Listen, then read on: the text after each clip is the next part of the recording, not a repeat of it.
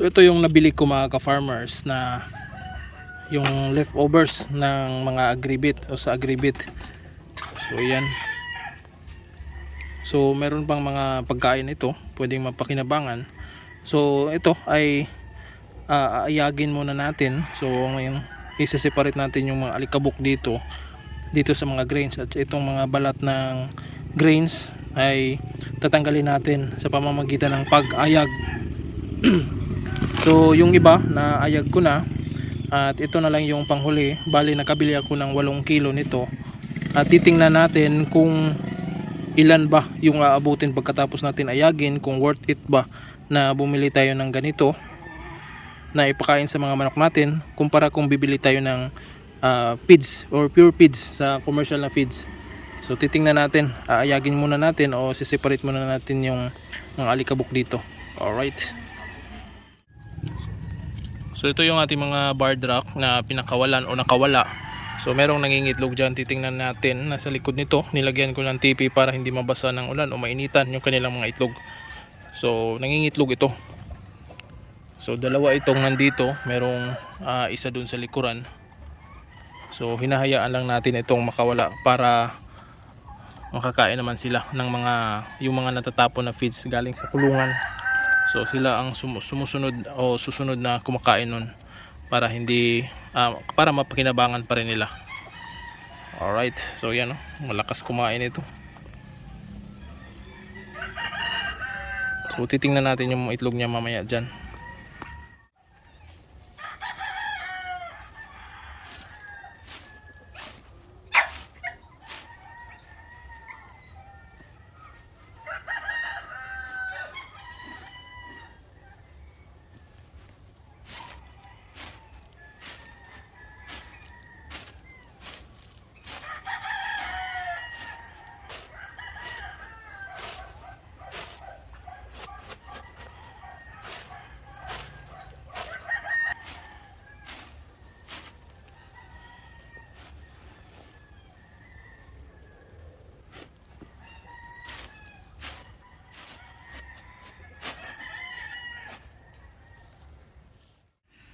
So ito na mga ka-farmers, yung natanggalan na natin ng mga alikabok at saka yung mga balat na walang laman o yung grains na walang laman, yung mga balat nun ay natanggal na. So yan. So ito yung hindi pa natin na ayag. So yan, mayroong halong sigarilyo pa dahil winalis lang ito sa sahig. Meron ding paminsan-minsan merong mga stick, tsaka yung lambo or yung string na galing sa mga sako, nahahalo lang dito. Pero ito, malinis na ito. Yan, parang bumili lang tayo ng feeds. So ang dami pa ring grains na nandito, especially yung crack corn. Meron ding bigas at saka yung butil ng mga mais na gagawing bigas rin na mais. So yan, mga balat ng sunflower seed. So mamaya pagkatapos nitong panghuli natin ay titimbangin natin yung itong lahat, yung natapos na natin na ma-separate yung mga alikabok dito or yung mga buhangin. Titimbangin natin kung ilang kilo nga ba ang aabutin. So galing sa 8 kilo na binili natin, na which is marami pa yung mga buhangin or alikabok. So yun, meron ding minsan nababasa ng tubig yung feeds, pero ito swerte hindi naman nababasa. Alright, tatapusin lang natin yung isang ito. Alright, so ito na yung finished product mga ka-farmers. Meron tayong higit malapit 2 balde. So ito, titimbangin natin ito. Ito yung ating timbangan, of course. So ilalagay muna natin ito dito sa plastic para matimbang natin kung gaano karami na yung naging finished product natin mula 8 kilos hanggang matapos nating tanggalan ng buhangin at saka mga alikabok. So ito na mga ka-farmers, nalagay na natin dito sa plastic yung ating feeds. So ito, titimbangin na natin at feel ko baka nasa 6 na kilo or 6 at kalahati yung bigat nito. So dito natin malalaman ngayon. Alright. Yeah, bigat.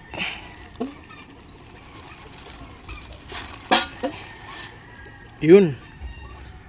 6 na kilo, yes mga ka-farmers. So ayan 6 na kilo yung naging resulta ng ginawa natin. So from 8 kilos naging 6 na kilo na lang, at natanggal natin yung mga buhangin, alikabok, at saka yung iba pang mga bagay na nandito. So i-calculate natin ito kung magkanong presyo ang finished product natin. Alright. So ngayon mga ka-farmers, i-compute natin yung nagastos natin at kung magkano yung magiging presyo nito. So originally, nabili natin ito doon sa Agribit ng 8 kilo, at saka ang per kilo nito doon ay 8 pesos. So meron akong nababayaran o nabayaran doon na 64 pesos dito sa 8 kilo dahil 8 times 8 equals 64, yun ang nabayaran natin doon sa Agribit. Tapos nung nilinis natin ito ay naging 6 na kilo na lang.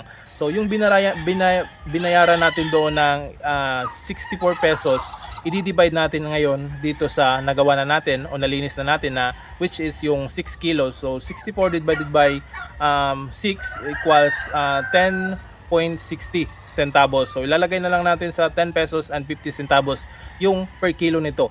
So napakamura at hindi na tayo malalakihan sa gastos sa patuka. So ganito kasi yan mga ka-farmers, kung bibili tayo ng pure feeds, lalagay lang natin sa 35 pesos per kilo. So yung 6 na kilo ay magiging 210 pesos na yun.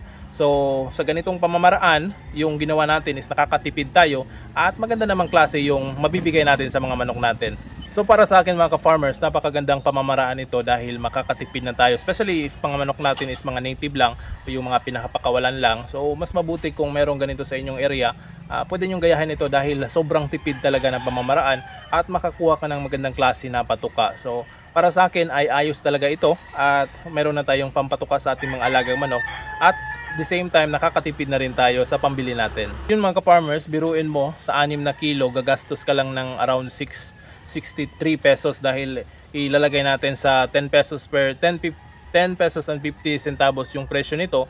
6 na kilo yung nalinis natin, so that's 63 pesos lang. Compare sa kung bibili tayo is nasa mga yung 6 na kilo ay 200 plus na yung 6 na kilo. So sobra, doble, triple, sobra talaga yung magiging bawas kapag ito yung ginagawa natin. Noon mga ka-farmers, araw-araw ako nakakuha doon ng ganito. So meron ding maraming bumibili na ron, which is nalaman nila na ako yung unang kumukuha doon, at nalaman nila na meron palang binibenta na ganito. So marami na ring sumusubok na kumuha doon. Kaya minsan mga ka-farmers, wala na akong maabutan doon. Pwera na lang kung pumunta ako doon ng maaga, at pag nakakita ako, pareho kanina na pumunta ako doon sa Agribit dahil bumili ako ng patuka ng sa mga 6 AM. So pumunta ako doon, nakakita ko na isang planggana, kaya binili ko na agad dahil malaking tipid na talaga sa pagpapakain sa ating mga alagang manok. So yung mga bibili na doon na pumunta na kung tanghali, wala na silang maaabutan dahil kinuha ko na. Alright, so paswertihan lang mga ka-farmers kung sinong makakaunang kumuha ng ganitong feeds doon sa Agribit, sa suki namin na Agribit. Alright. So ito yung mga manok na pinapakawalan natin. So nandyan yung itlog nila, titingnan na natin ngayon.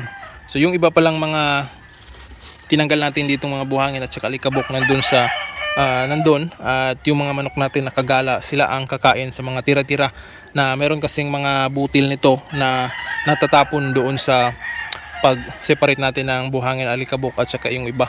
So yung mga manok natin na nakakawala, sila ang kakain nun, at saka meron pa dito So talagang mabubusog na sila kahit hindi sila kakain ito. So titingnan natin yung itlog mga ka-farmers. Yan Yun. So dito nangingitlog yung mga manok na pinapakawalan natin. Actually nung una nakakuha tayo ng 4. So umitlog siya dito nung nalaman ko nandito 4 na yung itlog, kinuha ko lahat. Akala ko hindi na siya babalik dito, pero kinabukasan meron na namang itlog. So ito na ang initlog niya ngayong sa mga linggong ito. So yan ang lalaki mga ka-farmers. Yan ang laki talaga. Siguro nasa mga jumbo sizes na ito. So yan o, uniform talaga yung kanyang itlog, yung laki. So yan o, tatlo pa lang yan, hindi na malagay sa kamay ko. So ang lalaki ng itlog nila. So kahit hindi gaanong masustansya yung kinakain nila dahil pinapakawalan lang natin sila, pero nangingitlog pa rin. So halos araw-araw mga ka-farmers, halos araw-araw sila nangingitlog. So yan o, ang bibigat, ang lalaki. So hindi na ako na-surprise nito mga ka-farmers dahil yung mga manok na yun ay talagang malalaki yung mga itlog nung pinakain natin ng magandang pagkain. Pero ito, na-surprise ako dahil kahit pinapakawalan natin sila ay yan, ang lalaki pa rin ng itlog nila. So jumbo sizes lahat to. So ang itlog na ito mga ka-farmers ay merong iba dito, merong similya dahil na sasampahan sila ng mga rooster natin na panabong. So dahil nakagala lang sila at marami tayong rooster na nakatali at marami ding na nakakasampa sa kanila. So ito, maaring fertile ito pero hindi na natin ito i-incubate. So kukunin lang natin yung iba dito, mag-iwan lang tayo ng isa para bumalik pa rin yung mga manok dito.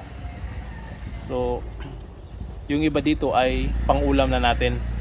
So konti lang naman sila, itong itlog na ito, so kaya pwede na natin ito pang-ulam. So ganyan talaga, yung mga manok na iyon ay may katandaan na, nasa mga 2 years mahigit or almost 3. So ito yung kanilang mga itlog. So pwede pa nating i-breed yun mga ka-farmers dahil makikita nyo naman, maganda pa naman yung itlog nila, malalaki. So pwede pa nating i-breed. So plano ko, pag nahuli ko lahat yung nakawala, papaliguan ko yun, ikukondisyon at bigyan ng magandang pagkain at bigyan ng rooster para makapag-breed tayo. So dahil magandang klase ito, dahil malalaki yung mga itlog nila. So yun yung isa sa mga purpose natin na yung mga manok natin ay mangingitlog ng mga malalaking itlog. Alright? So ito mga ka-farmers, kinuha ko yung 4, yun yung manok. So kinuha ko yung 4 at yun, nagtira ako ng 2 para yung manok na nakagala ay babalik lang kung saan sila umiitlog dahil meron pa namang itlog. So ito, pang ulam na natin ito. Alright.